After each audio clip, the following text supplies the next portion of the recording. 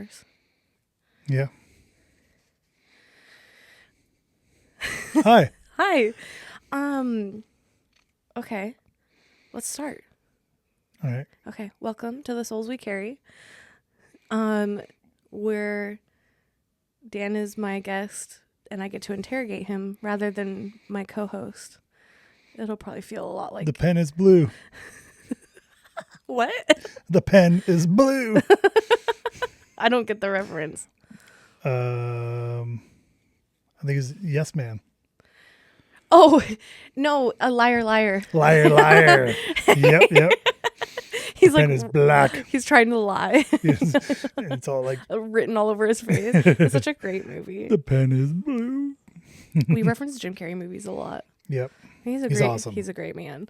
Yep. Yeah. I wanted to bring you on The Souls We Carry because we had a really special guest on Between the Galaxies for this week, which that episode it'll have already been posted on Monday, so today's Wednesday. I strongly should suggest everyone go check that out because it's a great episode with a good friend of ours, a new good friend, Nora, and we talk about creation through music and healing through music, and she and Dan shared some really like hard things to share. Yeah. Really hard things to share. It was kind of like the story that created her path she's on now. Yeah. Which is pretty neat. Yeah. It was an awesome episode, but I might be biased, but I like all of our episodes too. Me too. I'm not biased. But yeah, I wanted to take the opportunity. I thought it was a perfect timing to dive deeper into some of the things that you talked about because you've had a journey and in a different timeline. You and I might not have ever have met because of the choices that you considered in your life. Yeah. That's correct. Yep. Yeah. So thanks for being here. Thanks for having me. Oh. Any excuse to hang out in the recording exactly. studio. Like, haha, got her again. Or did I trick you? Oh, you probably did. The Gemini superpowers. Yeah. That's funny. Well, I don't know. We don't have to start off where we left off with Nora, but I want to dive deeper into your path of healing because you've made like a huge 180. Huge. Yeah. Huge 180. Even in my drawing. Yeah. That was wild. Can I just say that you're in a category of people that adds an L to the word drawing? Oh, yeah. Yeah. Drawing. Say it naturally now. Drawing. I'm glad that you're self-aware. You knew you did it. I keep typing it like I'm drawing. And I'm like, that's not the right one. It keeps trying. When you type it, you try to put an L in there. That is so funny. Thankfully, autocorrect was like, it's DRAWING. I'm like, no, it's not. There's an L in there. Drawing. Duh. I love it so much. Now, I just want to say I am not bullying Dan. I say a lot of words wrong too. And I have a superpower on saying words out of context and with the wrong meanings and everything. Yep. My favorite, it will always be my favorite, is a conversation and you were like... Ty was there too, right? I don't know. I can't remember. I think he was. Was he? You were like, I don't know. Maybe I'm just a little bike-curious. And I'm like, no, like, you're not. I was like, you're not the right word? Bike-curious. Okay. Promiscuous. I'm like... That's not it either. It's so... You're like, what do those mean? I say a lot of words not knowing the meaning. They just sound good at the time, but they're way off. Like some of my drawings.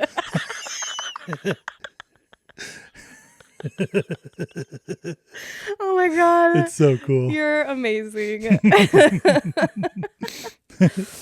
But yeah, my story. Yeah, your story of healing. And I think it's really important because you're a man, obviously.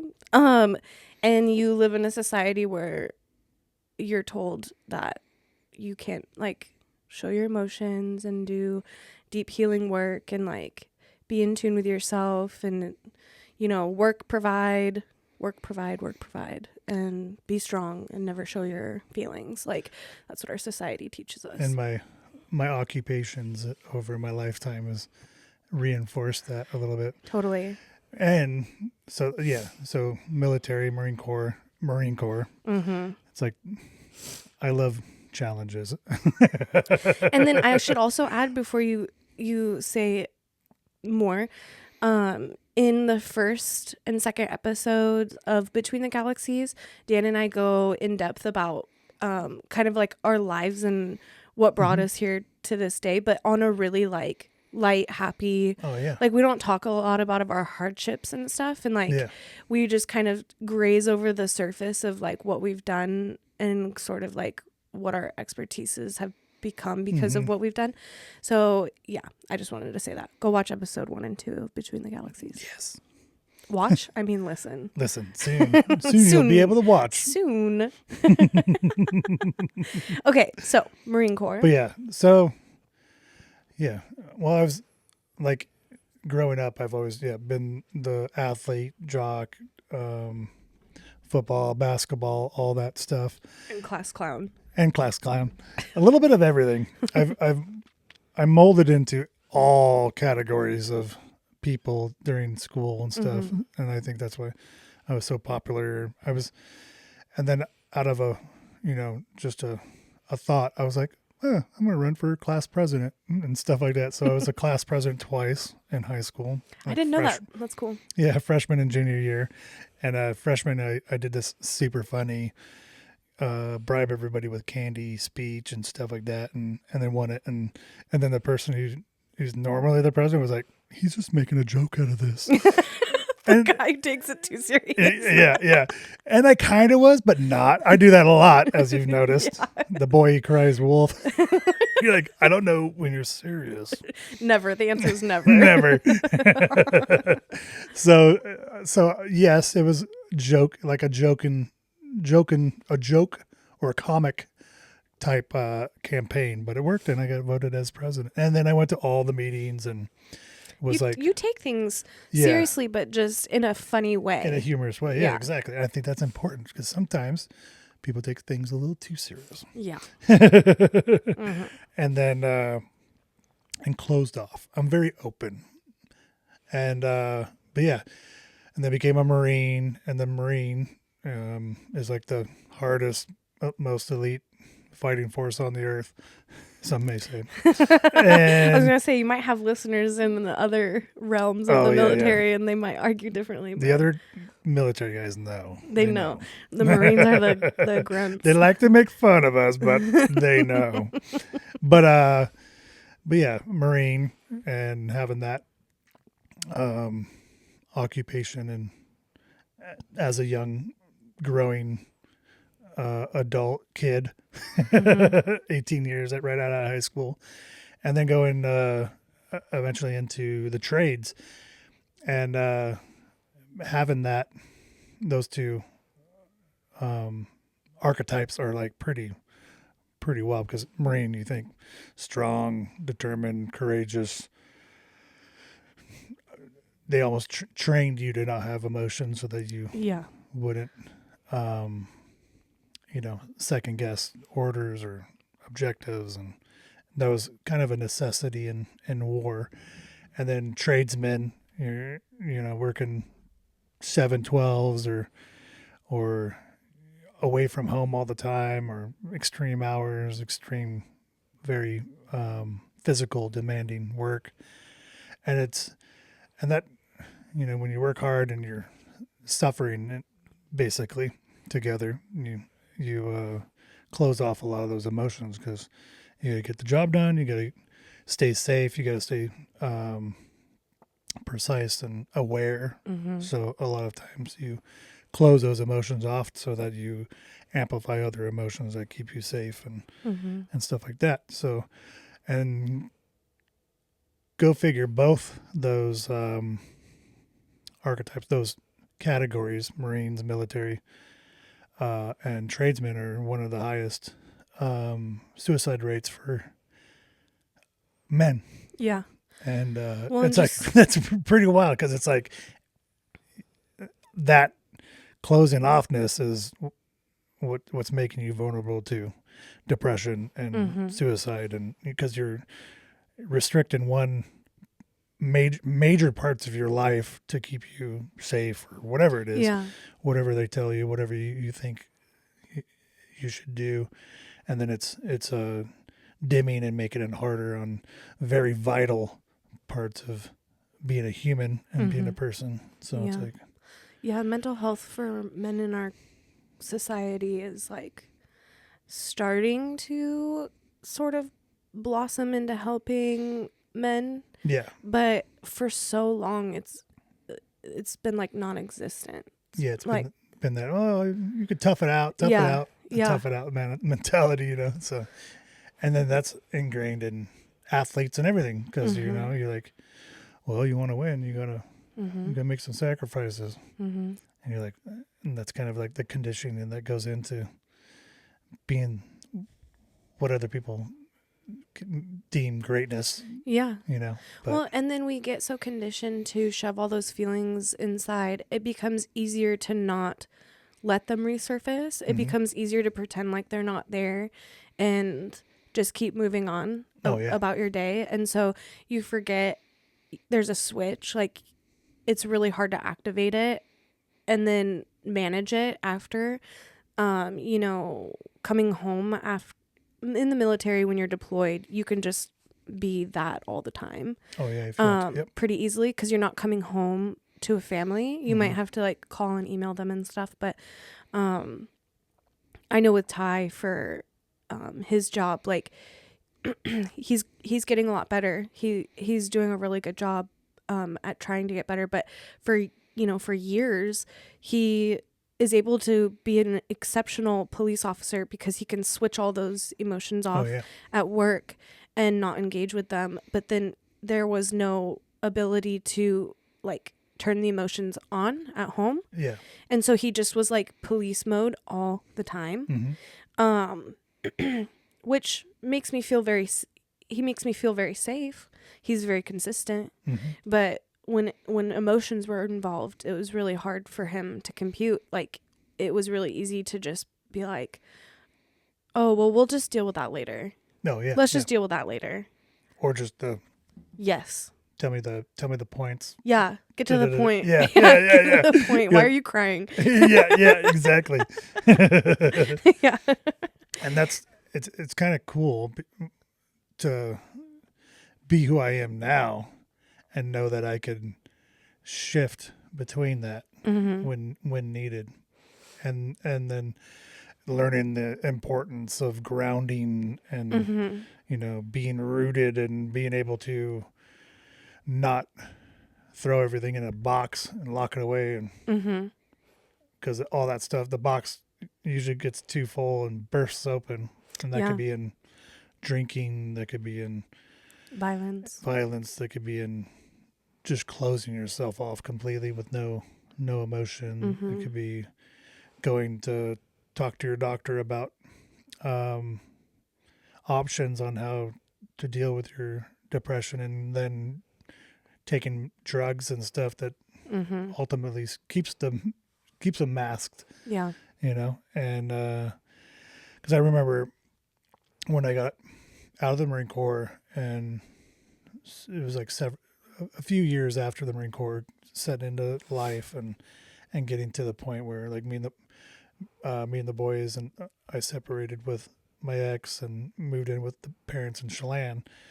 That, like, the wild part about military is you leave at 18, and everybody remembers you at that person, and then you Mhm. come back home after 4 years, and Yeah. they're expecting the same Dan, even your family, and you're just not, you're not that person, like, completely, or sometimes you are, but you're pretty much a different person than you were when you left and before all that Mm-hmm. training and conditioning. And my mom got worried because she was like, I was just like super.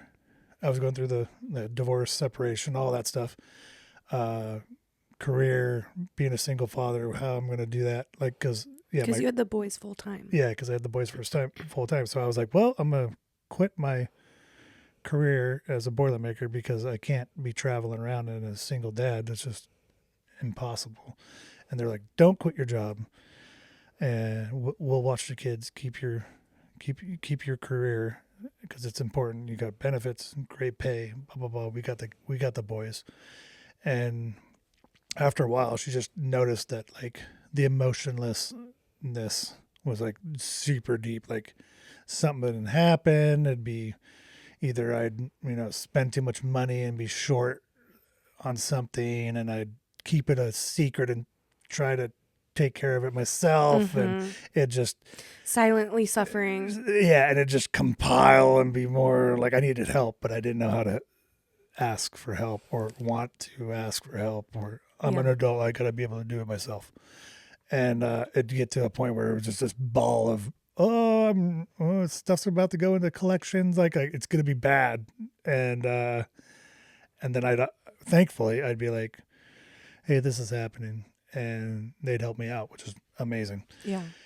But like I get to that point between asking for help and not, and knowing there's a problem. I Mm-hmm. just like zero emotion, Mm-hmm. and she like they knew something was Mm-hmm. up, and then she was like, you need to show them, you need to cry, you need to hug, you need to laugh, you need to do something, like you're like barely even human right now. It's kind of freaking us out.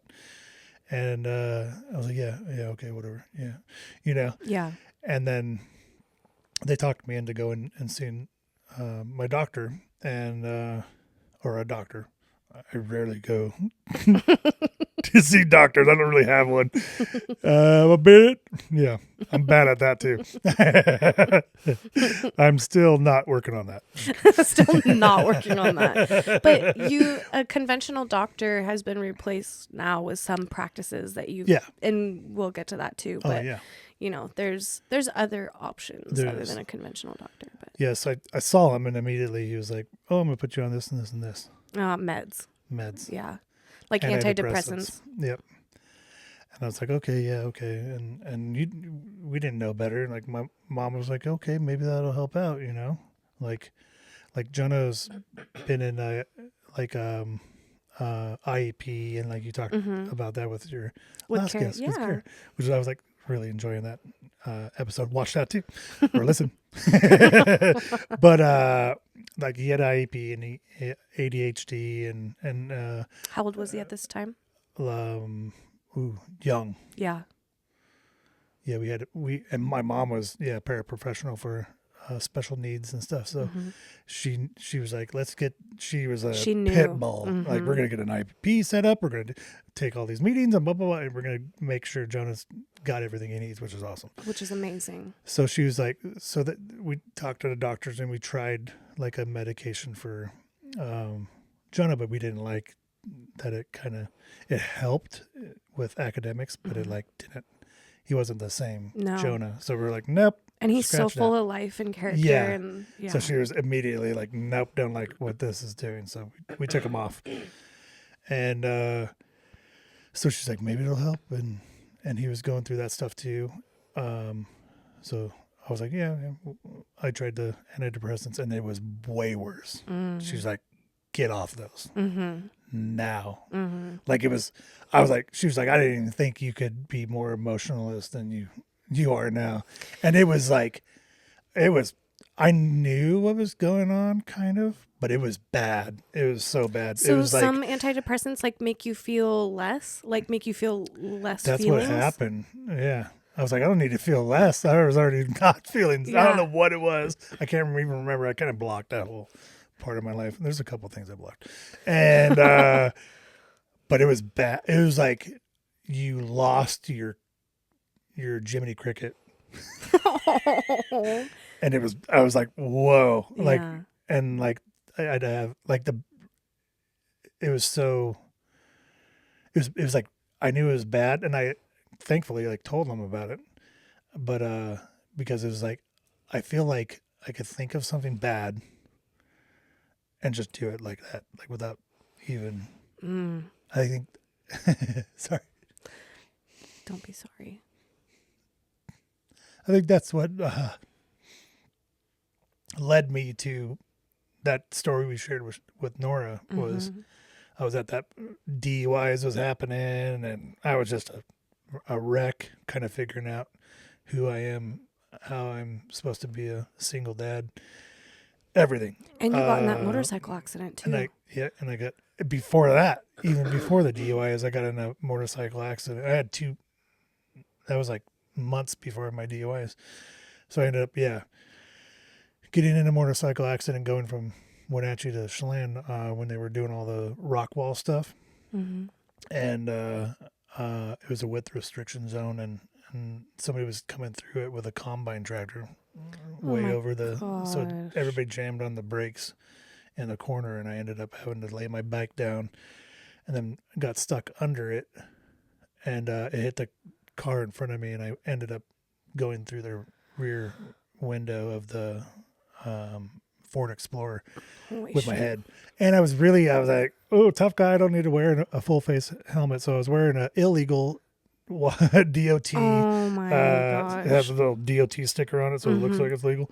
Skull cap. So I hit that. And then, yeah, so there was like a wild little roller coaster of things happening. Yeah. Like all at And it was once. like discovering myself at the most extreme ways.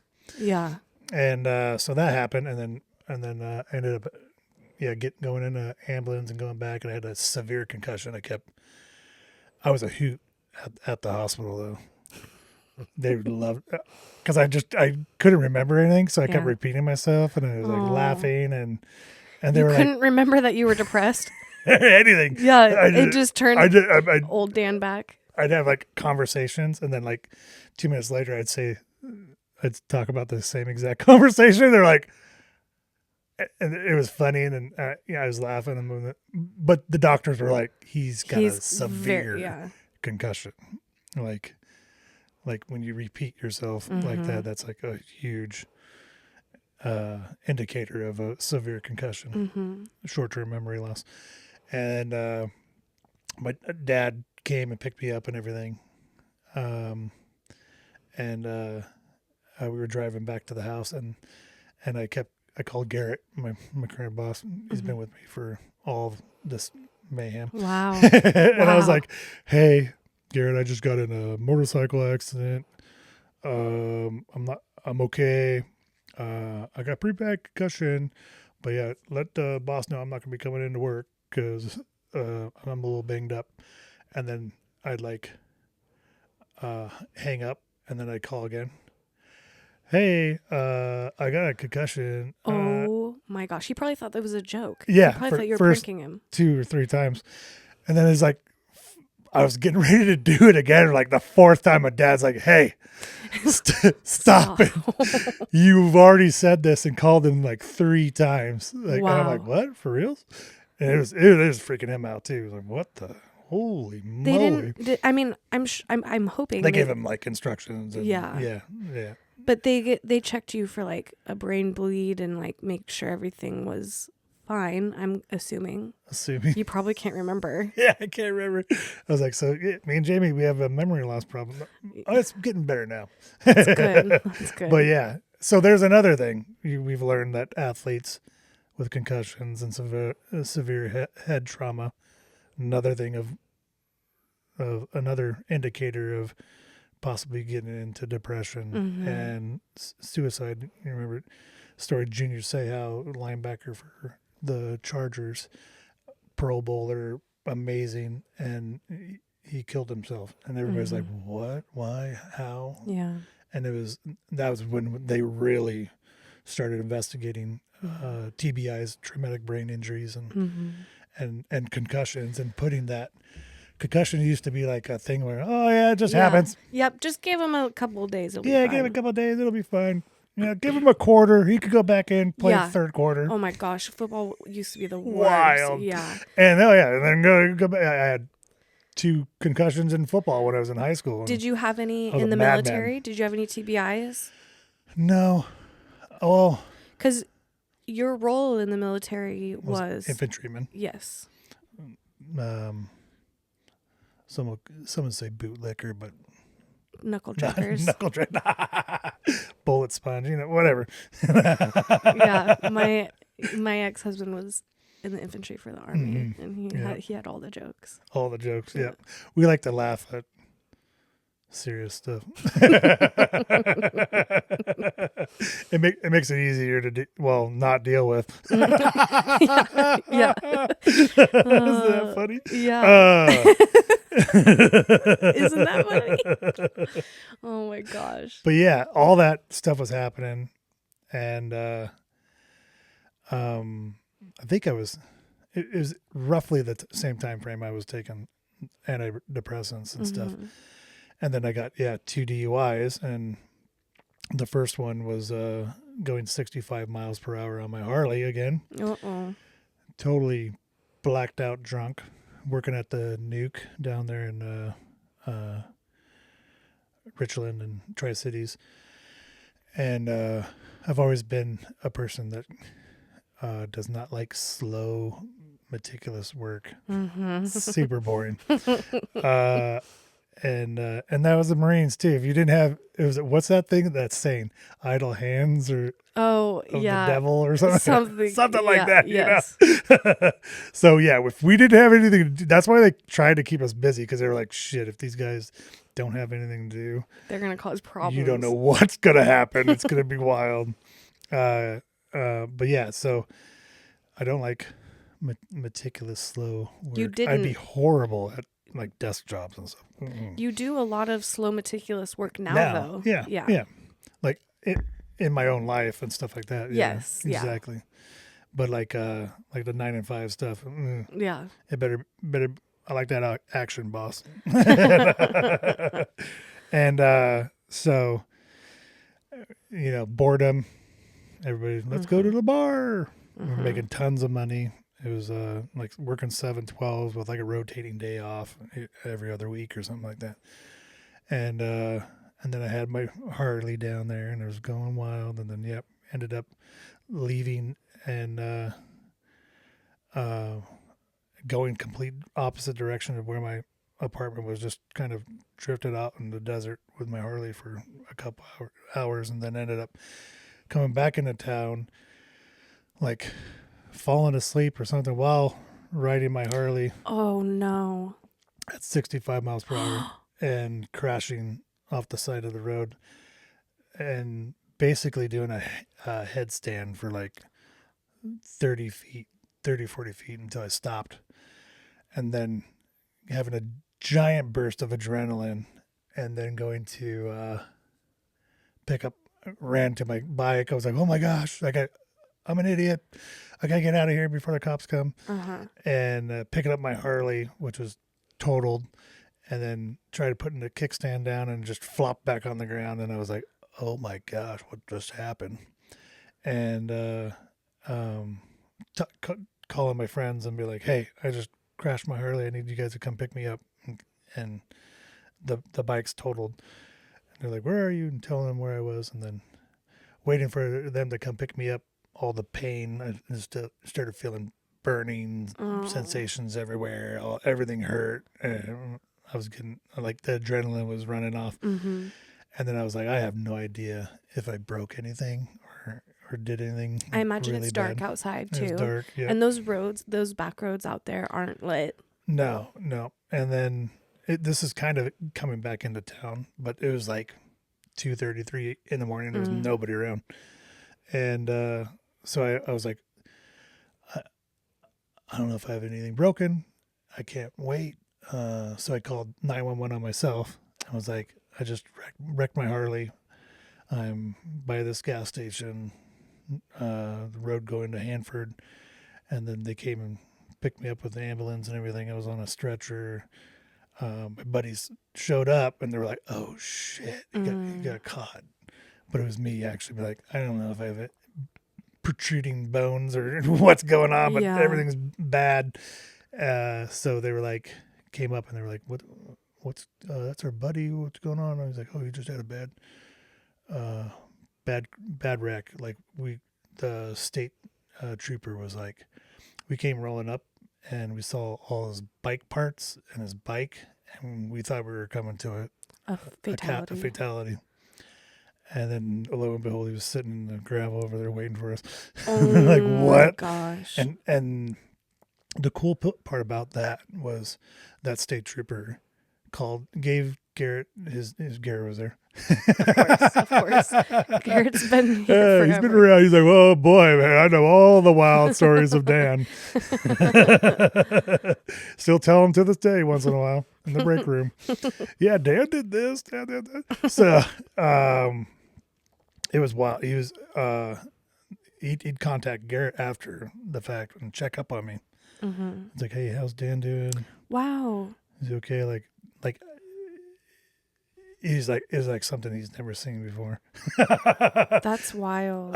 Garrett was like going to, like, we'll put the bike in the back of my truck.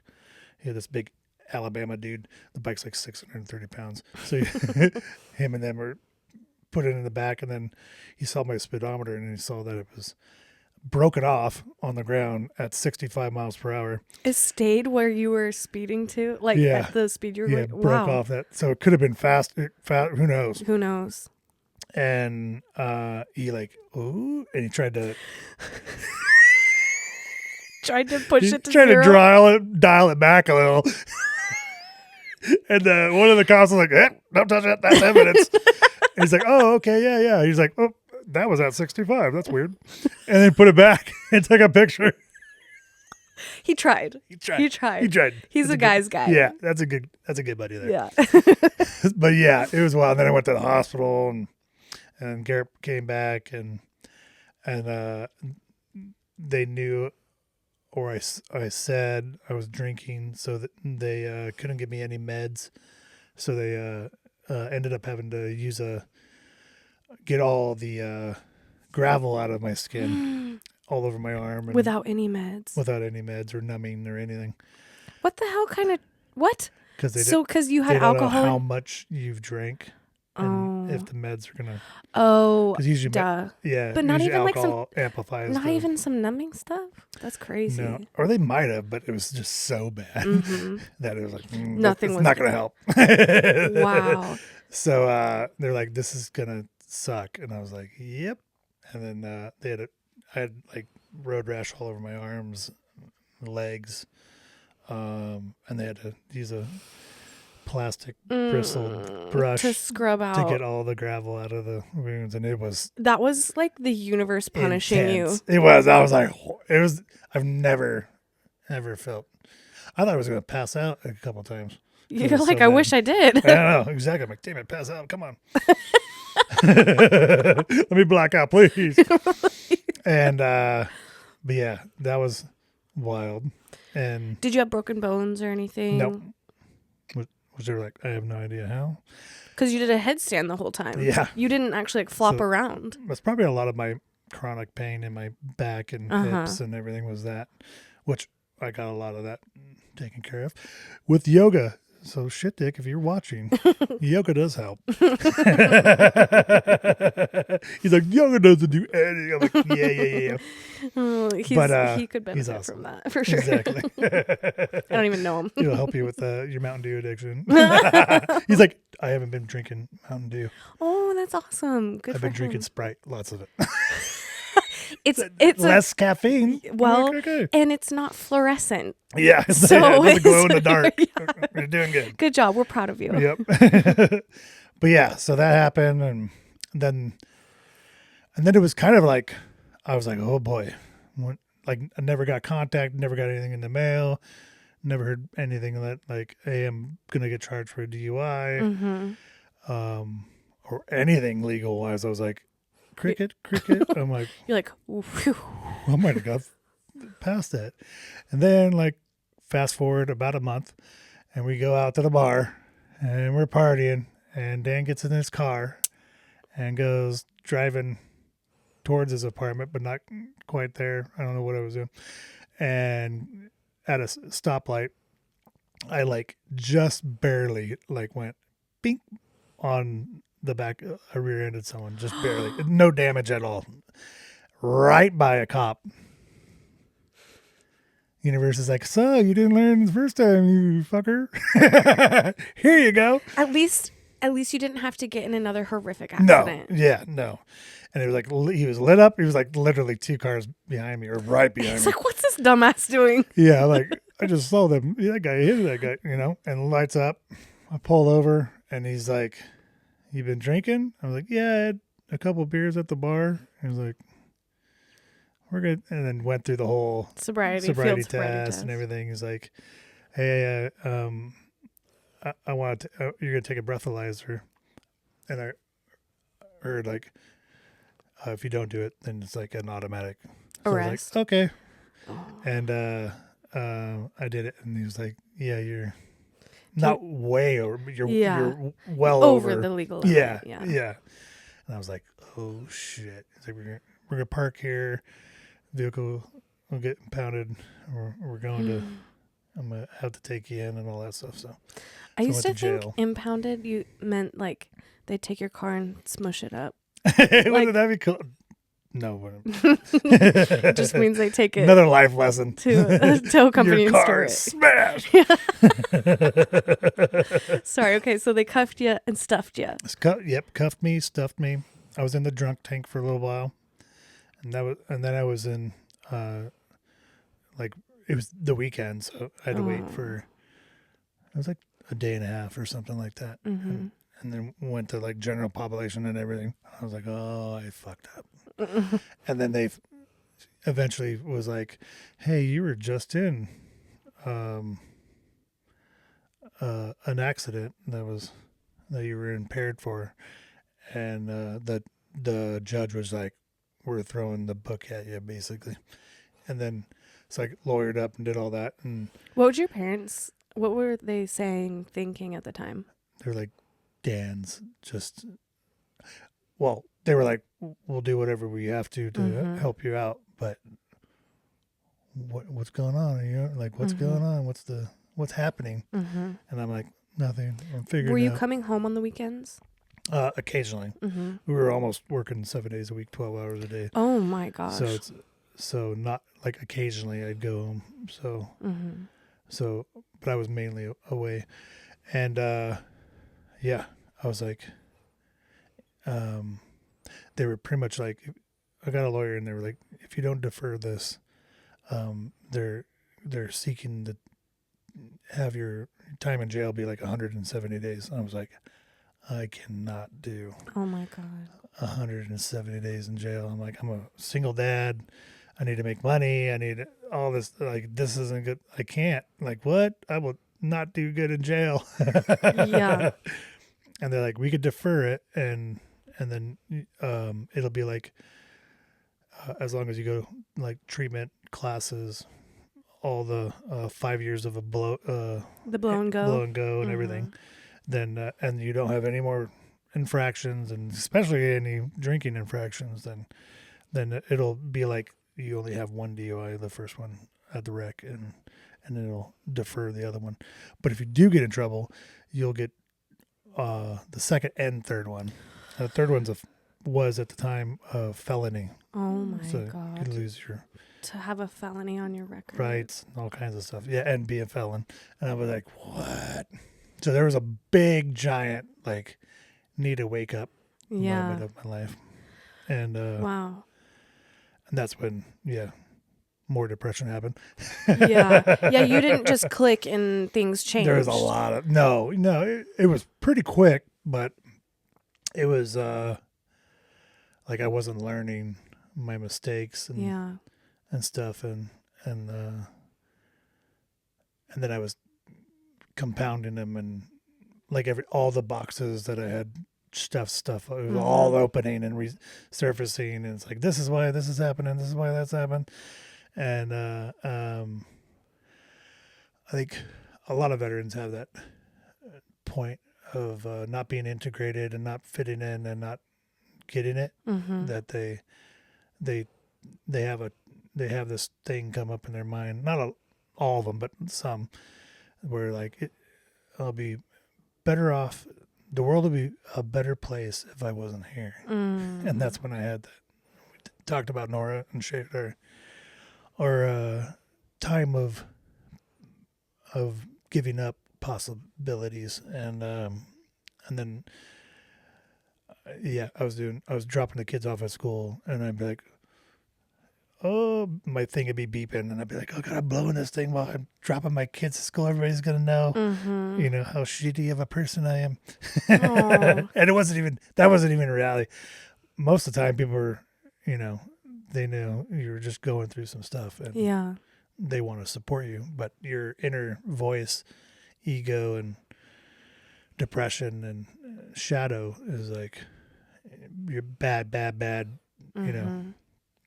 And so I'd always try to time it to where I could drop the kids off and know when the thing was going to go off, so I could get out of the parking lot and be like, do it really quick, and Yeah. nobody'd see me. And Yeah. then so that was all that stuff. Kind of just was like deflated you as a man and as a person. Mm-hmm. And yeah, it all compounded to a point where had that idolation of, Ideation. yeah, of leaving this world would be better for everyone else, which is wild. Yeah. And it's never that way. And it's like, before that whole thing, I was already having guys in the military dying from drugs and suicide and all kinds of stuff. And it's like, and you always ask yourself, like, could I have helped him? Like, was I not there enough? And then you're going through it, and you don't even think about reaching Yeah. out. You're like, which is wild. I'm like, I know what this happened, what happens when somebody leaves, and how that affects everybody. Mm-hmm. And then thankfully, I think it was because I was still on drugs or prescriptions or whatever, that I was basically, downstairs in my room ready to shoot myself. And thank God, boys are running around, and I heard the boys, and I'm like, what is going on? Like, what am I doing? Yeah. Like, this is just watching the scenario play out Mm-hmm. of, if I did this, like, how it would affect everybody in my lives Mm-hmm. in the future and everything. And I was like, what is wrong with my, like, how am I thinking about doing this? Like, I know the outcome. I've got friends who have done it, and how that made me feel, and how it made their families feel. And I was like, what? How can I even? It was like so selfish. And then having the, like, in the house, I'm like, what? This is wild. I'm like, Mm-hmm. like the kids are upstairs.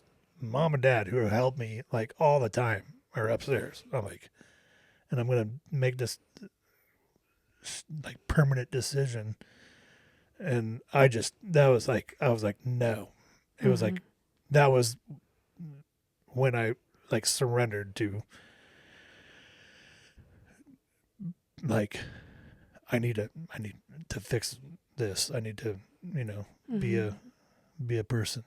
I need to help myself. I need to love myself. I need to fix this and get back to who I am as a person and as a man. And all this bullshit doesn't matter. It's like I'm like looking at it now. And as a parent, you see how fast time flies. You're like, Mm-hmm. dude, I could have took a permanent solution to a temporary problem. Yeah. Yeah. And it's amazing looking at it now. You're like, dude, like it was nothing. It was like a year or two, like, Mm-hmm. out of a lifetime that could be 100 years. Yeah. Like, that's nothing. So would you say very specifically, it was listening. It was hearing in that moment, in that thought, and almost bringing action to your thoughts. The sound of the boys that you could hear running upstairs Yeah. is what was that Oh yeah. It triggering thing that pulled you triggered out. my. It like I gained my Jiminy Cricket back. Yeah. It Yeah. was like, what? Wait a minute, dude. What are you thinking? Are you like? You got boys up there. You got your whole family, like a loving family. Mm-hmm. Like this is nothing. Like, and then I've always had that like, not all the time, but I've always had that inner voice and conversation that I have with myself, and that's Mm-hmm. helped me through bazillion things.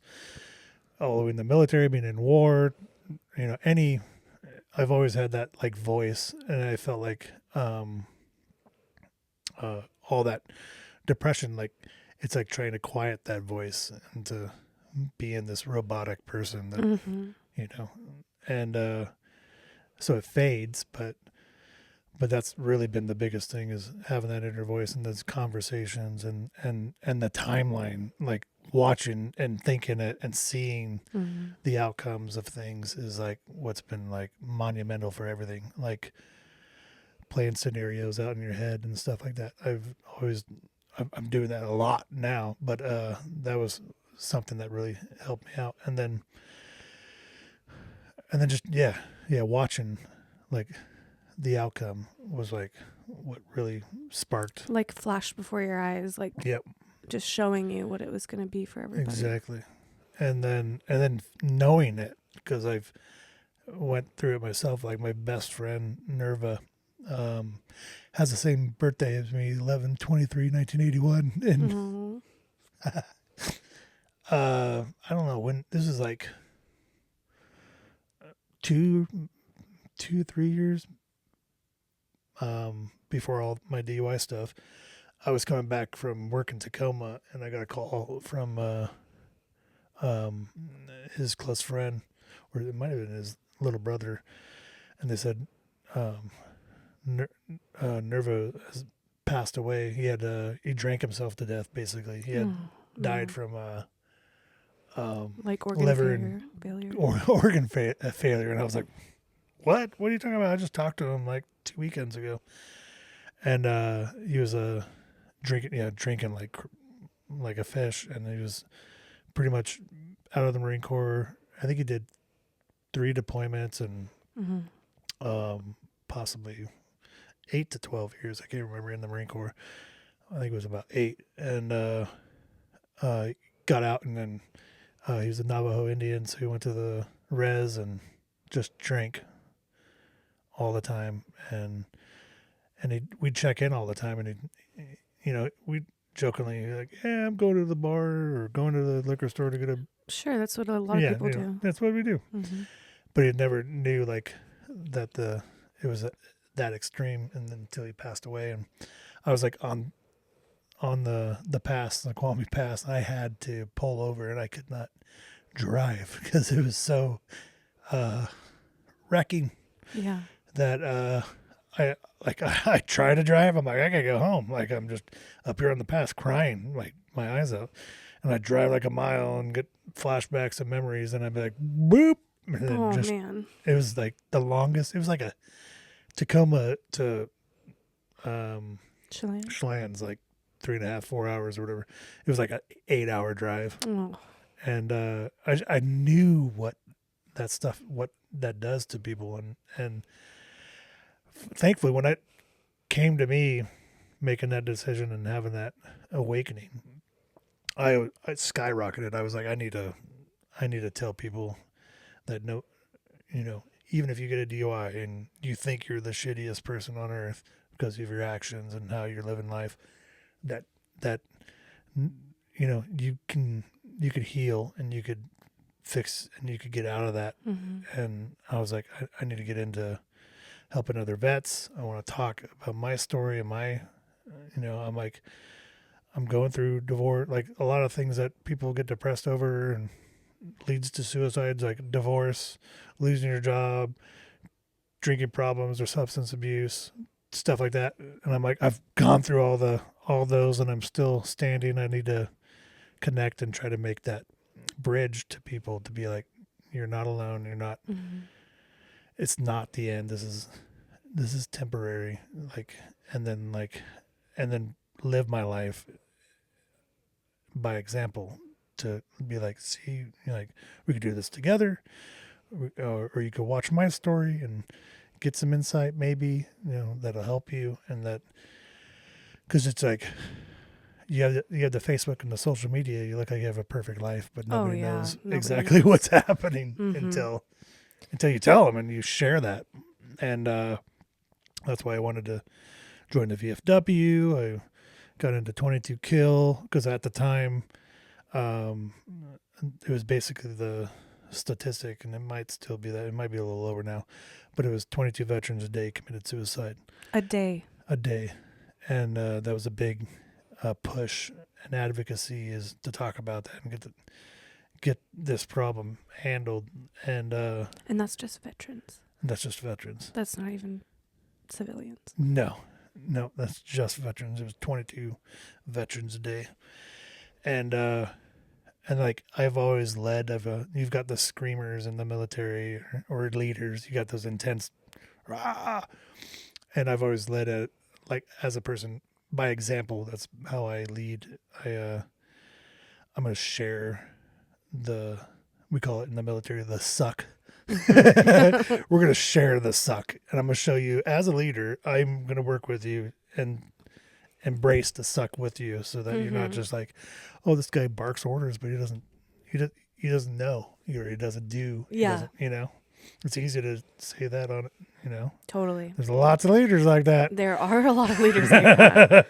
And just so you guys know, if you're those leaders, we're talking shit about you and your back constantly. Be better. So I've always been the person that I'd work with. I'd be there with them and where they're at and lead. Or sometimes I didn't even have to lead. I just be a presence, and they're like, oh shit. Like I do that at work all the time now too. And they're like, dude, Dan's 44 years old and we got 20-year-olds like slacking. So just me being me, it leads. So a lot of them were like, okay, I better do better. Dan's doing it. Like, yeah, I better do it. So that was how I wanted to kind of bring. It really slingshotted you into a lot of things because I would say, because I met you soon after. Oh, yeah. Like immediately after. Which is wild because, I wouldn't have ever known you. No, yeah. And your family and everybody. Yeah. Like how supportive your family's been to me. Like, I've got several spiritual mamas now. Spiritual mamas. Julie, Deb, Kim. Yeah. Kim's like, I feel like I'm like your soul mama now. I'm like, you're pretty cool. Yeah, you can be soul mama. And then having mom pass too. That's a whole other thing. We could have an 8-hour conversation about grief. Well, and you did so much work between that time in your life to when your mom unexpectedly and completely unfairly passed away. Yep, it was wild. Just absolutely wild. And thank God you did all that, a lot of that work, because who knows? Oh, yeah. Well, before we go down the topic of your mom, I just want to like point out the things that you did, that you really did walk the walk. You didn't just talk the talk, like literally. Yeah. You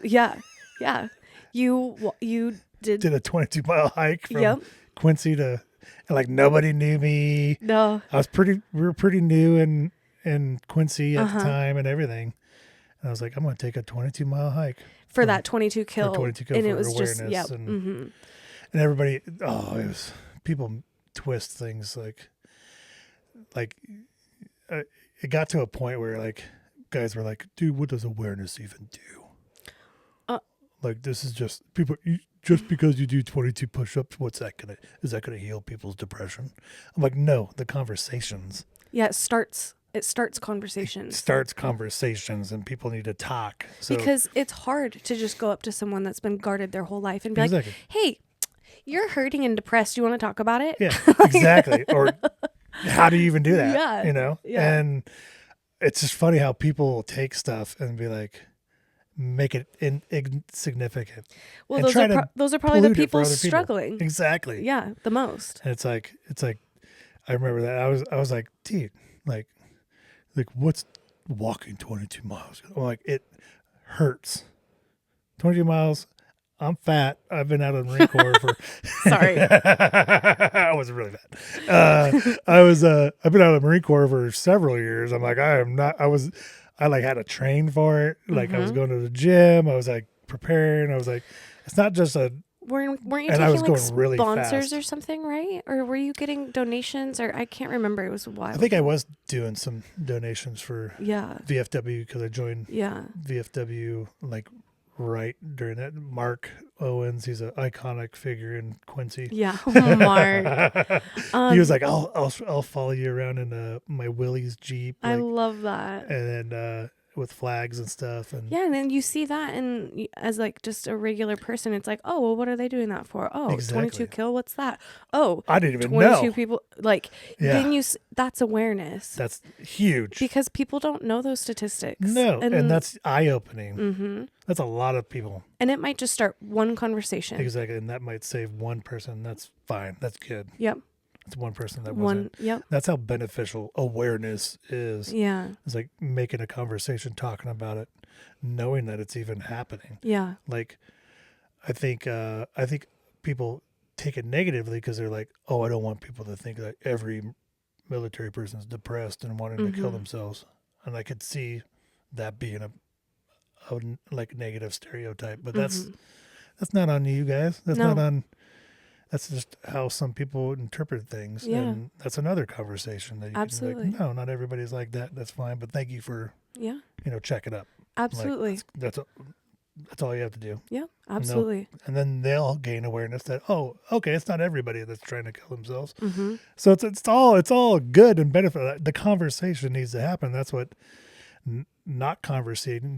You're building up all these things in your head Yeah. that compiles into you being possibly an ultra negative or not happy, or because you're just all this stuff is stuck or trapped or locked up somewhere, Mm-hmm. and just bringing it open and talking about it, like it gives me energy. It Yeah. revitalizes me. Well, and it's not just about saving people that have suicidal ideations. No, yeah. It's about ultimately talking about your feelings. Exactly.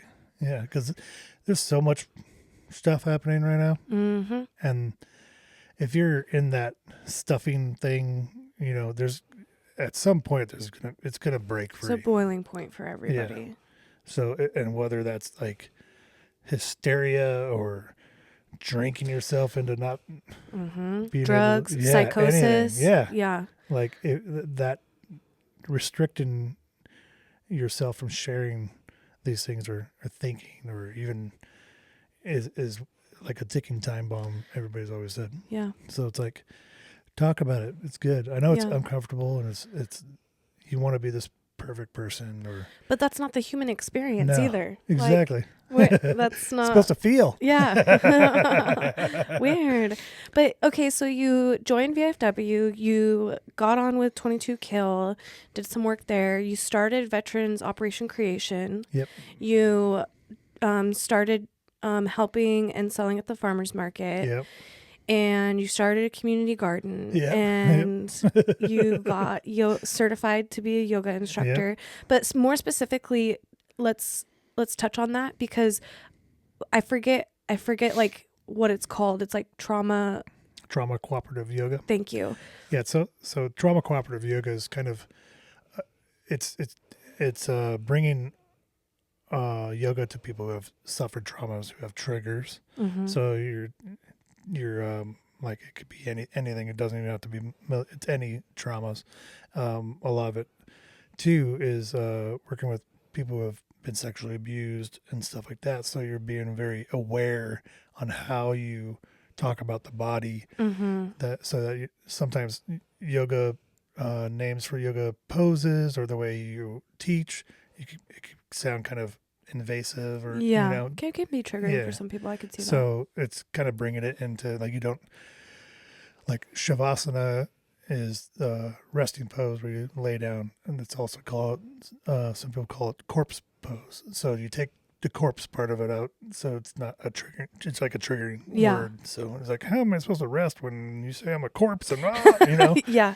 So it's like kind of, and then just being aware of like how people's energies are. You're not just jamming asanas, and if they're not doing it right, Yeah. it's And I've said this before, I've had a very narrow-minded understanding of what yoga is my entire life. The majority of people do. Majority of people do. Yoga is like a spiritual practice. Oh yeah, It is not just like cool poses or and hot hot yoga. Yeah. It's not just for physical exercise. Nope. It's so you have the 8 limbs. It's amazing. You got the yamas, and that's like talking about nonviolence and your like you as your feelings as a person and stuff like that, and then niyamas and meditation, breath work, the last limb samiti, that's like your enlightenment and your awakening point basically. And it's all kinds of and then it's learning. You got there's a yoga branch for learning, just expanding your knowledge on stuff. And then it's so much more, and it makes it, once you look at it that way, you're like, whoa, like everything's yoga basically. Yeah. The way you breathe. Mm-hmm. And then sometimes, like, the most amazing thing I learned when I got into yoga was the breathing. Because I was like, I could tell when I'm stressing or getting like unconscious, or in a way, because I'd start mouth breathing. I'd be breathing predominantly on my mouth. And that's a sign of Did you guys know that? Yeah, if you're mouth breathing, there's something not okay in your nervous system. Yeah, it's you're on fight and flight mode. Yeah, and that, just noticing it, you're like, oh, I could change this. Yeah, and it's like being aware of it, awareness. You could meditate, you could mediate it, you could fix that, and then you're like, I just need to stop. I need to take a deep breath in my nose, let it out, and it's like immediately that changes. Breath work is incredible. It's amazing, and it doesn't take like much. No, you can watch a YouTube video and literally they'll teach you everything. Yeah, or TikTok. I follow a lot of people that do breath work on TikTok. And seriously, guys, you could actually get off drugs and get high from breathing. Literally, I know the There's a endorphins. psychedelic. Yeah, it's kind of cool. But that was, get off drugs and get high by breathing. It's for free. Exactly. And amazing. And you're doing it already. You just do a little faster. Don't pass out. Yeah. Don't do it. There's definitely advanced breath work that you should not dabble in unless you have like a kind listen of to your body. Yeah. But that was the biggest, because that was huge, and that's that breathing, and that's that fight or flight thing is huge. Yeah. Because that's like, we've been in it as like military and stuff. That's like a huge part of your life and your job and everything. Your cortisol is constantly through the roof. Yeah. Yeah. I learned that the greatest drug ever created was adrenaline. In war, I could not be stopped. I was like, and it was wild, because it was like, me and a buddy, we were like, let's get up on top of this berm while there's all this shrapnel flying all over us from this stuff blowing up, and smoke a cigarette. I can't die. That's like a freaking scene from a movie. It was wild. They were like smoking a cigarette on top of this berm, but everybody else is like hunkered down, trying not to take shrapnel. And we're like, they can't kill me. And they're like looking up, like, what are you two psychos doing? I was like, whoa, okay, that was wild. I should have done. You're like, adrenaline's nuts. You showed hints of being an adrenaline junkie like before the military too. Oh, I did. Yeah. Oh yeah, I'm a redhead. I say that like I know you. I just know enough stories about you. Yeah. Oh yeah.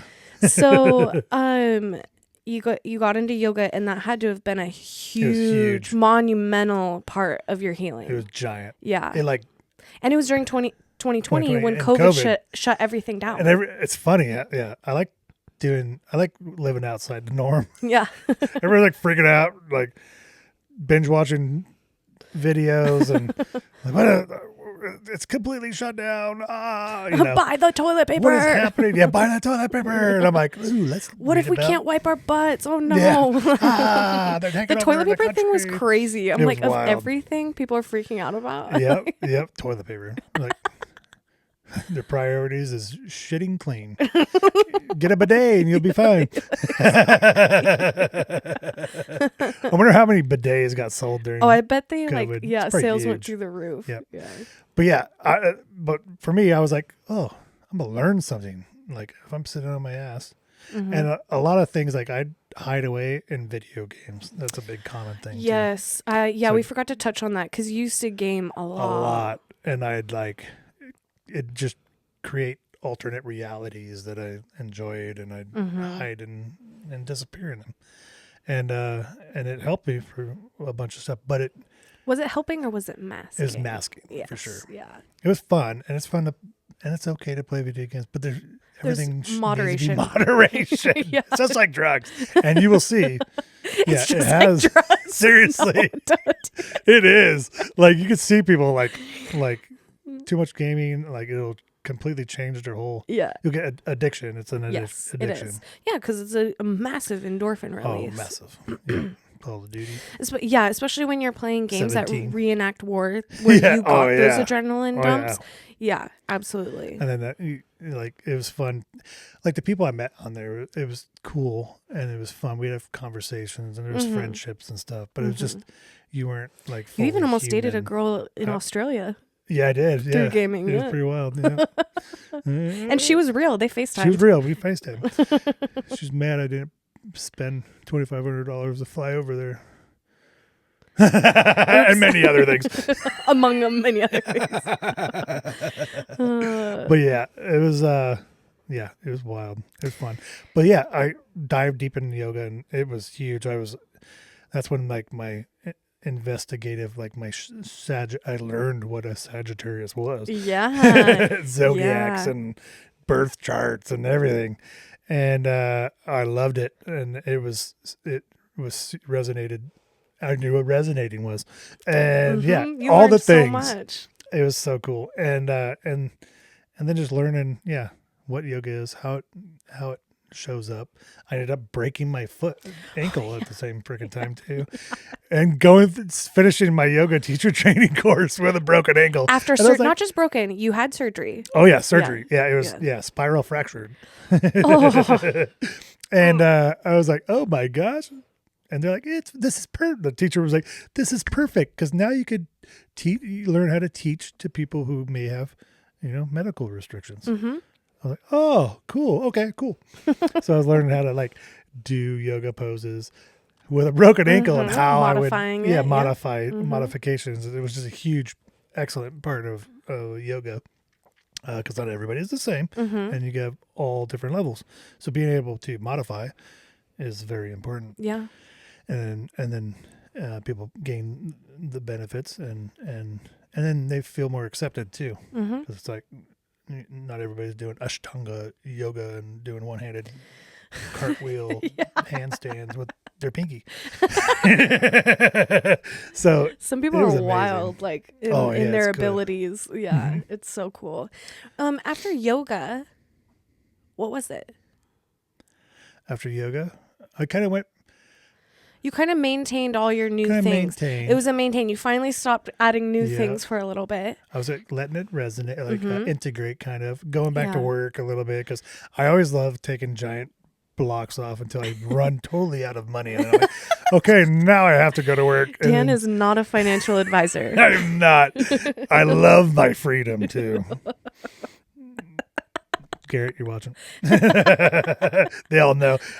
Thankfully, I work really hard and I do really good that I create they get to know me and they I got a reputation with my work ethic and everything that's really good and which is cool because they're like, it got to a point where I was like establishing boundaries or knowing when I needed to take breaks or I needed to go explore and do Dan things, and they were okay with it, which is awesome. You're balancing. You were getting Exactly. in a state where you knew when it was time to step away from Yep. the. It was like a mental health check time. Yes, Which that's is huge. Yeah, and you still practice that now. You do that now. And they know. They'll be like, Dan, just let me know when you're ready to come back to work. I'm That's like, awesome. Ooh, this is cool. Yeah, that's a great way to live, and you created that reality for yourself. Oh yeah, absolutely. Because if you guys didn't know, you are the creator of your own reality. Yep. Whatever you want, you can do it. You can do it. That and you did a great job at maintaining, growing all those things that started. I mean, Operation Creation has like it's humongous. You guys have done great, impactful things. Yeah, a bunch of stuff. Yeah, you've done a lot of really cool work events. through VFW. Yep. Created my own things. Yeah, and then you got certified in yoga, and that took a pause for a little bit while you grew everything else, and then it integrated when it was supposed to. Exactly. When it was supposed to. It was pretty amazing. And so now you teach it. You teach a form of yoga called Yoga Nidra. And it's growing. Mm-hmm. It's kind of cool. It's like planted the seed everybody talks about. And I love that analogy because it's like, sometimes it takes time for seeds to germinate, and grow and develop. Yep. And it's like the perfect way of looking at like life. I'm like, this is amazing. It is. That is a really, with all the farming that I've ever done, I've never really connected it to that, but that's a beautiful way of looking at it. Because there's might be things that you don't even like put away for a while. Yeah. But it comes back. It reminds me of one year I totally forgot that I had planted hollyhocks. And for people that don't know, hollyhocks take an entire year to germinate. Oh, that's cool. And so when you plant their seeds and they seed the flower seeds, and if you let them fall on the ground, those seeds the next season, no, 2 years. It's 2 years to germinate because it's like every other year. Cool. And I forgot that I put them in a garden back at the Trinity, and they popped up one year, and I was like, what is that growing in my herb garden? And I was like, that does not look like an herb. And I'm like, well, let's just see what it turns into. Because fun fact, that's cool. Weeds are just flowers that you didn't intend to plant where they grow. Like super beneficial. Yeah, actually. a lot of, sure, there's some invasive foliage that we don't want around that don't benefit. But anyways, I'll go down that tangent another time. But so I was just letting them grow, and they turned into the most beautiful flowers ever. That's and I was like, do you remember planting hollyhocks, Mom? She's like, yeah, you got those seeds like a couple years ago and you put them in the ground. Cool. I totally forgot. And that's like, boom. But then there's other, you put a green bean in some soil and you like a week later, something's popping out of the ground. Like trees, how long it takes trees to Oh my gosh, yeah. It's so cool. Yeah. So that's a great analogy for life. Yeah, like it really is. Because it's like, and you could always come back to things that interest you today might not interest you tomorrow, and that's fine. And it might come back in a week or two or a year or whatever, or even a decade, whatever time. And then or it might compound to other things that works out later too, and that you'll learn from, which is, I always love, I'm planting a lot of seeds in my break shack. They're all going to be yogis in 10 years. I love it. They just don't know it. I love it. So I love that. Thank you for that. Because we grew up hearing the expression like plant your seeds or water your seeds or what, all these different expressions around that. But I never really made that connection. It's a beautiful imagery. I also love planting things. Yes, it's amazing. And you got a new plant today. Yay! And I got a new plant today. And I ordered 65 different kinds of fruits and vegetables. Good. Ty is going to kill me. He's like, I'm going to convert our whole lawn to a garden. Yes. I'm slowly doing that too. I'm like, grass sucks. Let's eat something. Seriously, let's make this property actually useful. It's so good. I'll never intrude on Michael's soccer space, but front of the house. Yeah. Everything else does free game. Sorry, free game. He's gonna love it when he eats them. Yeah, he does. He loves all that stuff. And then he's excited. There's flowers. Like It's so cool. It is really cool.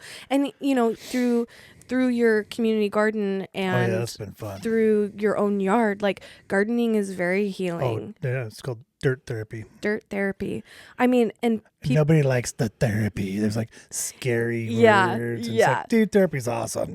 there's so many ways of therapizing yourself. Oh gosh. But it's one so of good. the most beneficial things that you can do, and I just was listening to Patrick Flanagan on that Open Minds episode. Oh yeah, he talks about food. And Yeah, he talks about planning food, but he talks a lot about frequency healing. But if you walked outside and barefoot, yeah. take your shoes off for 20 minutes a day. Yep. And do that every It's day. called grounding. It's called grounding.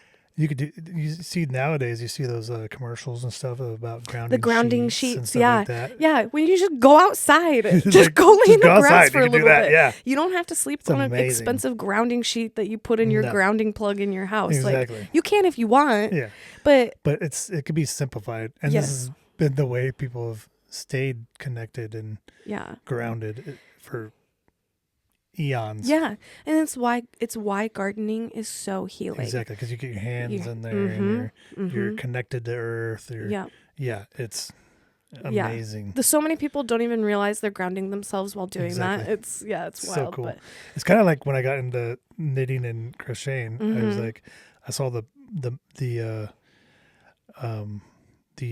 meditational part of it, and how grounding, and how you slow down, you create something, you do patterns, and you got like kind of time to think, but not. It's kind of cool. Yeah, And I was like, that's meditation. exactly. Yeah, Kind of just, I'm creating this thing, and then whatever surfaces. And I was like, dude, immediately I was like, oh my gosh, this is why grandma's knitted. They were like, oh, like my dad's name's Dave. Like, Dave just wrecked his car, that motherfucker. I'm just knitting to like. And then boom, there's a sweater, and she's the nicest woman in the world because she worked it out in Yep. that fabric. She worked it out into that fabric. That fabric is an It's so angry cool. sweater now. No, I'm kidding. Or Afghan Yeah. blankets. Oh, and I was like, oh, it was like their time to sit And with center it, themselves. center themselves. Yep. And there's so many things that we can do that are meditative, and we're Exactly. doing walking meditation in a lot of ways in our lives, without even really realizing it. And all this talk about knitting and meditating and grounding brings me to kind of where you are currently.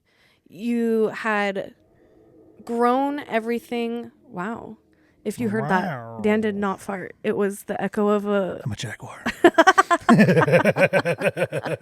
the echo of a car or something. But you do all these practices where early on you were talking about how you didn't like in your 9 to 5 doing like slow, meticulous Exactly. work, but that's like all you do now is like yoga nidra Painting is a yoga, form of like half sleeping relaxation. and it freaks people out. It's They're restorative. like, I didn't know you could do that. Yeah, man. you literally lay there and Dan like plays sound bowls and Body scan. and does a body scan and activates your chakras and like all these things. Look it up if you don't know what those are. It's amazing. It's amazing. And then you knit and crochet and you make malas with intention using Reiki, which is energy work. Yeah.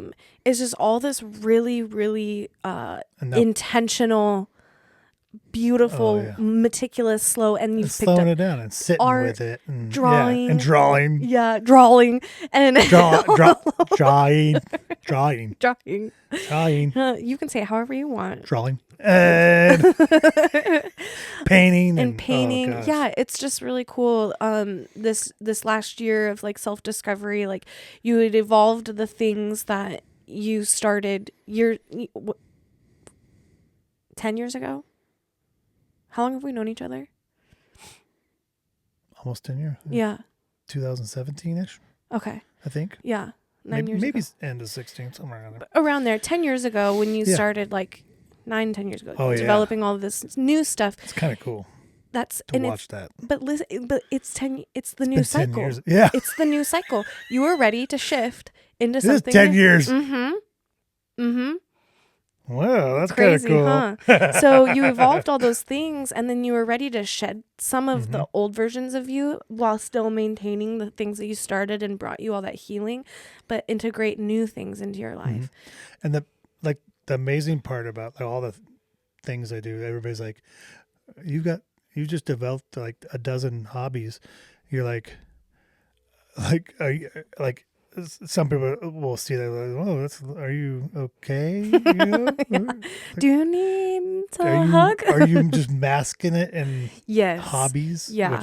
and it's not. It's providing time to sit with myself and Mm-hmm. hear my own thoughts, and it also experience the emotional parts of all these things, which is really cool. Like the excitement of creating something new, Mm-hmm. or or doing art with emotion and like Mm-hmm. sadness and how that shows up, and you're like, whoa, that was cool. Mm-hmm. That's why they do this, And then you get to make stuff that you and then you give people. make things, yeah, and put intentions into it, and then Mm-hmm. see people like I felt those intentions, and you're Mm-hmm. like, what? It Mm-hmm. really works. It's crazy. And then it's like, oh, what? How can I make this show up in my life in other ways? And it's Mm-hmm. like you could do it in everything, basically everything Yeah. you do. It's kind of cool. Yeah. And I'm like, it just started making sense, and then and all of it was from opening up Mm-hmm. and unleashing all those boxes, Mm-hmm. and maybe it's not all of it at once, and everybody's different on how Mm-hmm. where they're at in their stories and stuff like that. Some could take one at a time. Might even peek into it and not Yeah, open it all the and way. it could Like, be any way yeah. you listen to your body and how you need to deal with it, or Mm-hmm. see it, or open it, and it could be slow, it could be any, that's fine. Mm-hmm. Anyway, Mm-hmm. like there's no you know set rules for anything. Yeah. We say there is, but there's not. Yeah. And Yeah, that's part of the conditioning and the yeah, illusion. Yeah. yeah. So it's like, yeah, going down. I went to Frenchman Coulee yesterday and just chilled and just You even put your phone no in the car. intentions. Yeah, it was just like, I'm just gonna go hang out in nature, and it was probably a little bit with the Sacred Tree card. I was like, I do get nature Yes. time, Yeah. which those are awesome. Did you hug a tree? No, there's no trees down there. I hugged a couple sagebrushes, got a little itchy. But and then I was like, I took pictures just to reference for like drawing and practicing, and I've kind of been. I still haven't even opened up my acrylic paint set yet. I'm like, Ooh. it's for some weird reason, it's like intimidating me. Yeah. It's so funny. We should just do a lesson. Exactly, just go. Yeah. And then so I was like, I'm gonna draw with pencils, which I was like, I do okay here and there, but I'm like, so there's like that fear of like Yeah. making some weird, instead of Yeah. the 12 feathers, it'll be like 12. And then you're like, oh man, wait till Chelsea sees this. What are those 12 things up there? Oh, the pillars, the rocks. Yeah. It's like, okay, I didn't turn it into a phallus. And and I just like totally float like nothing. Yeah. I was like, I'm just gonna, like Terry was teaching, Just let it flow through just you. let it flow. And I was like, holy moly, like the shading, and I did it in like 10 minutes. You did that in 10 minutes? It's really good. It was wild. Like I said, you even made the pillars Bushes look and three-dimensional. yeah. And the texture of the bushes. I was like, whoa. Wow. That's really good. That's kind of the cool part. All those seeds, Yeah. you could access them and gain the knowledge and at any time you want. And then, so it's like all those things I've done in my past, I could like go back to and use to utilize in different things in my life. And I was like, the flow, the freedom, the non-judgment, the criticism, like, oh, I could throw that away and use, and then like watching videos I've seen in the past and how you could gain knowledge from stuff you've lived, and I was like, I think that's what helped me draw it. And I was like, whoa, this is and I immediately posted it on social media. I know. I'm so The proud of you. vulnerability stuff. I was like, Ooh. screw it, going for it. Sometimes it's good to just rip that, just Rip that go for Band-Aid it. off. Yeah. Just do it. Yeah. And I've learned all that through the last year or two. I'm like, no, I'm just gonna unapologetically be Dan, and then And then there's little baby struggles here and there where you're like, oh, I'm getting judged. This sucks. But it's like, oh, well, fuck it. Judge me. Yeah. Yeah, that's hard. Yeah, you got to just accept that thought, Yeah. let it go, And and then release it. be authentically yourself. And then people start to, they're like, whoa, this is It's like, really oh, Dan. he doesn't give two shits what This is anyone kind of thinks. cool. Yeah. Yeah. And then exactly. people, you become a magnet, yeah. and It's people fun. just kind of gravitate towards you. Yeah. I want to go back to your mom because It was her birthday. it was her birthday On the 13th. yesterday, 13th? 2 days ago. 2 days ago. I thought it was Saturday for some reason. Happy birthday, Claudia. Yep. No, she's always looking over us yeah. because that's what she was good at in Oh, this yeah. life, and she's a soul that just guides and protects Oh, yeah. always. And very and passionate. very passionate. And you talked about her a little bit in the beginning about Mhm. being a paraeducator, advocating for the boys when they got to She school. was like union president a couple times. yeah. Oh, yeah. She's a Just powerhouse. like the secretaries, like when Claudia's coming in, they're You're like, oh, boy. "Psst, Principal, Claudia's back." like, oh, gosh. Gotta prepare for this. She's going to yell at me. She was a force to reckon with. But they loved it, too. Like, Bergman loved every interaction of it. Yeah. He was like, Well, he's a great oh, great gosh. guy. He's great. Yeah, he's Yeah. a great guy. But she helped raise your boys. Oh, yeah. She was a Yeah, she stopped. pinnacle. She stopped her paraeducating career, basically, to be a mom again. to be a mom again and help raise the boys and Mhm. stuff, and that was amazing because Yeah. it's like, yeah, I was going through all that shit we talked about, Mm-hmm. and she provided a safe, nurturing space for me to figure it out, Yeah. And she tried multiple times to be like, how can I help, Yeah. but not to, But then also keeping your boys in a safe environment because we parents that struggle, Mhm. all parents struggle on some level. Parents that struggle with topics of what we've already discussed, addiction, thoughts of suicide, depression. Sometimes their kids don't get anything. the care they need or anything. Yeah. Exactly. And then it perpetuates a cycle. Mhm. And it's really unfortunate to see and to Oh, yeah. witness. It's sad. But yeah, your parents were absolutely pinnacle in your boys' upbringing Oh yeah. through all of that. And man, when her unexpected death Yeah. was Like, what? it hit me harder than any death that I've been informed of in this lifetime. Like, And it hit a lot of people. Like a lot of my friends, even like Garrett and the guys at work, they were like, they knew like how Mhm. pinnacle of a person she was Mhm. in everybody's lives, yeah, that they were like, yeah, dude, like whatever you need, yeah. that like tough guy scenario, like They all were like, they're like, your bros. whatever you need, Yeah. dude.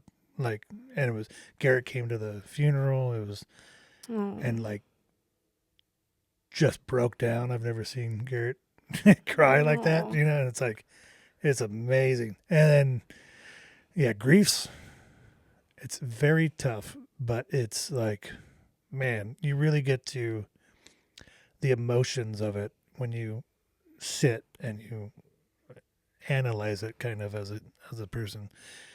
It's like, it's beautiful. It And is. It's hard. It's hard. It's extremely hard. And it's like probably one of the most easiest things you could mask and Mm-hmm. stuff down. Oh yeah. And one of the most unbeneficial things to mask and Yeah. stuff down. And she passed before you did some of this recent healing Oh, yeah. work and I- finding ways to center and ground yourself. Yeah. So how did you keep yourself? I kind of know the answers to some of this, but for my audience, Yeah. tell us how you got through that sudden, painful, grieving experience without reverting back to some of the depression that you had back in the day. So I remember when she passed, I already knew a lot of the cues and the words and the knowledge and I had tools, which really helped. Because you had the yoga Yoga under and your belt. stuff. Yeah. And I knew like my patterns and stuff like that, which was like Self-realization. self-realization. Mm-hmm. So I even like remember talking to you. I was like, I'm gonna feel this. I'm gonna cry. I'm gonna let it all happen. I'm not gonna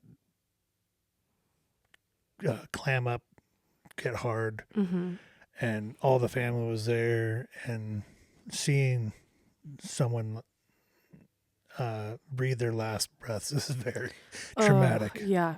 Because a lot of times they pass, but their body's still alive, and Mm-hmm. it's probably one of the most traumatic things I've ever seen in my Even, life, yeah. out of anything that I've ever saw. And I was like, whoa. And I could feel the whole, it was amazing though. Like witnessing it. It was horrible, but at the same time I had the tools. I had the awareness of myself kind of Mm-hmm. going through it.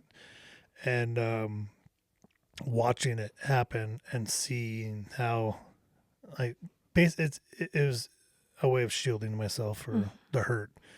And I knew I was doing it, but when she was passing, it was like everybody was crying and it was pretty bad. And I was like, no, no, no, no, no, no, no, no, no, no, no, no, no, no, boom. Mm.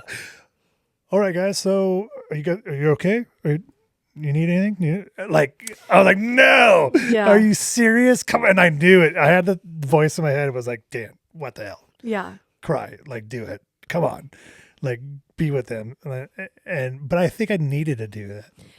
It's kind of cool. It was like, because dad and the boy, they have never, and my brothers, nobody in my family, I don't think has ever had something like how hard and intense that is Mm-hmm.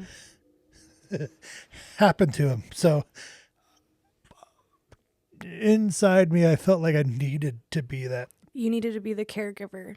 that beacon of stability, the ground. I think ultimately that's what I did. I grounded myself to be available and be there to help them through this process too, and show in a show of strength and stability. It might have been a little too much here and there, but I don't think it was, because it's like we went to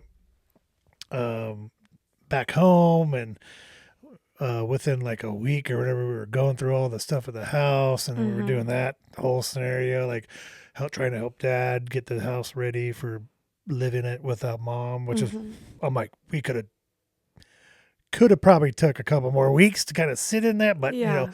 everybody's got lives to go to, Mm-hmm. and the way it happened it had to happen. So, and I think being that kind of, I wasn't fully like closed off. I could still feel kind of and doing all that and everything, but it was kind of nice to be centered and be like, hey, let's not get rid of this, or Mm-hmm.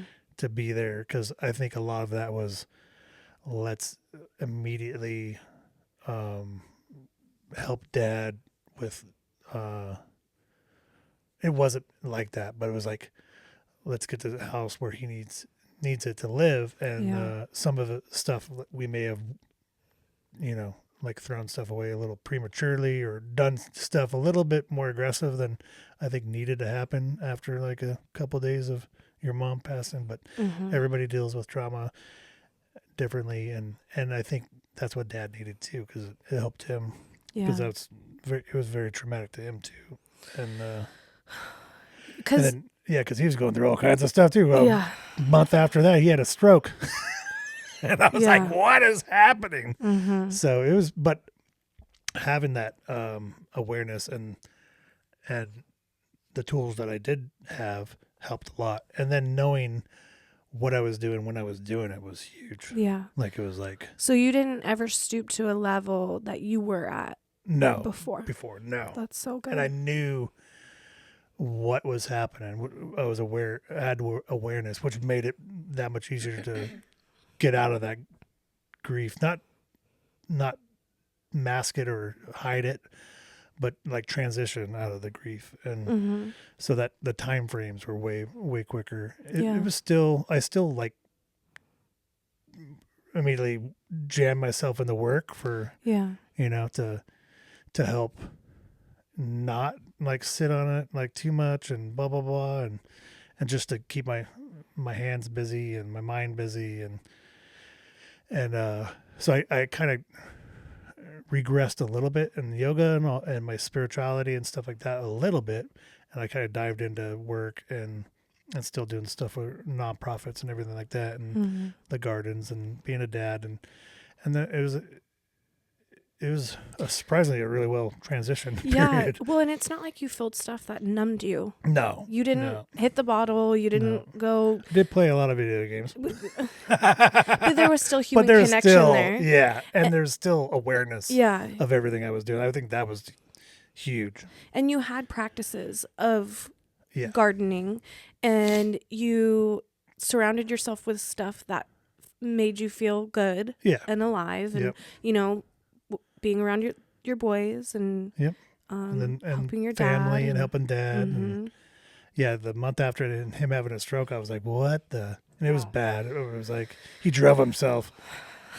He was at White Trail Road with a full board stroke and drove himself all the way to the front of the house. That's crazy. And And then you we said went he through all didn't that. remember it, right? No. That's wild. And then he was like, and then we life flew him out from Quincy to Spokane, Sacred Heart. That's when the boys Went through all stayed with that. me. Yeah. And it was like, I'm like, how? Like, this just makes sense for my life. Like, Dan would lose both his parents within a month. I had some of those thoughts. I'm like, whoa, man, you're really testing me, Yeah. universe. Like, this is Yeah. wild. Like, But your dad did not pass. He's Nope. with us today. he's doing great. He's doing great. It was He's so tumbling fast rocks and doing Of awesome a stuff. yeah, exactly. It was so fast of a reaction, and that was we live like a block away from the fire department, Mm-hmm. and the when we were going through that, one of the I can't remember which EMT was like we were here not too long ago for your mom. Like, how's your mom doing? Mm. And it was like, oh, she passed. And it was like, what? Because Like, and what? to be And then your dad, and he's like, do you need anything? Like, Aw. it was So amazing. sweet. Well, and the whole ordeal with your mom was a mess, and she shouldn't have Yeah, passed. couldn't get beds. It was all the She needed a Gallbladder. gallbladder removed Yeah. ultimately, right? And she and then went. she went into sepsis. Mhm. I was like, So went into the hospital. They didn't have enough beds for her to go get an operation at a different hospital. yeah, So she sat with a gallbladder for weeks. issue for Yeah. weeks, essentially. And Came then, home after having the surgery, finally. well, because I want to Yeah. know the EMS people or the medical staff that told you, hey, release her from this hospital, call 911. Yeah. So that, It was the EMTs, I think. yeah. And they're like, And then I think he's gone. It's fine. It's fine. No names. no names. Yeah, because they wouldn't give her a bed No. at the other hospital, and like even though she needed surgery, it was Yep. absolutely freaking Just wild. wild. And so He's like, he was like, call us, take her home, call us. Refuse to take service from this hospital. Demand to take it from this one. Mhm. We'll drive her to that one. and she'll have a bed because Yeah. it's the ambulance that Exactly. brought them in. It's going through the ER. Yeah. So she It's gets her wild. surgery after that, comes home, still has issues, Yep. goes back to the hospital, Yeah. and then they found They were like, she's got sepsis and bad infections, and they were giving her a bunch of antibiotics. She was on like the whole giant tree of meds and stuff, which is wild. mhm.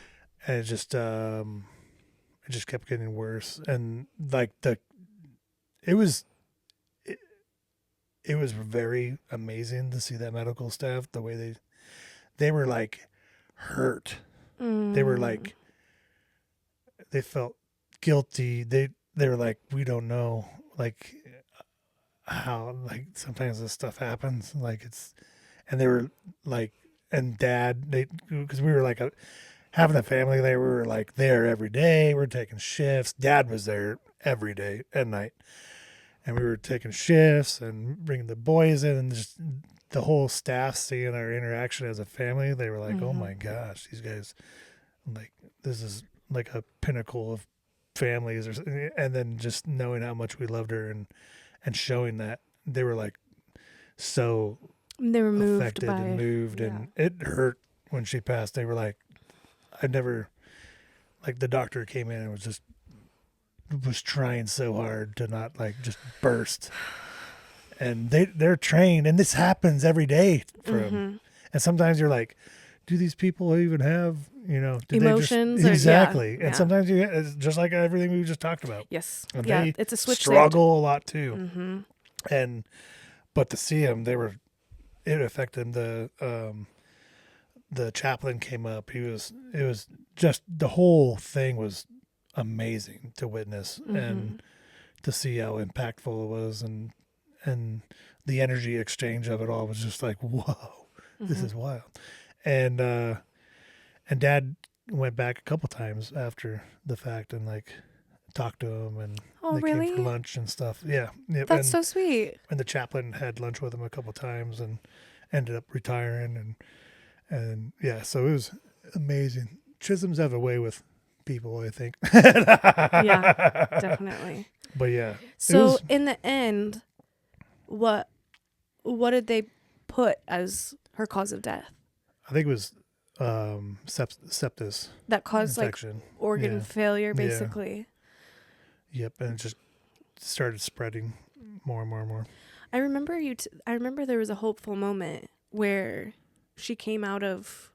Yeah, she was home and everything went really good. And there was a point where Right before her death, where she came out of they're like, coma. okay, we need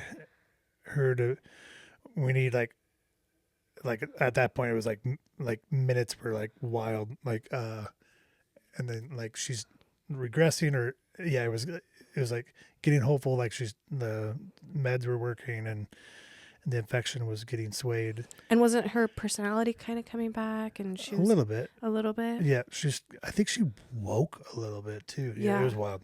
And then it was like overnight. It just went boom immediately. Like they were like, okay, you need to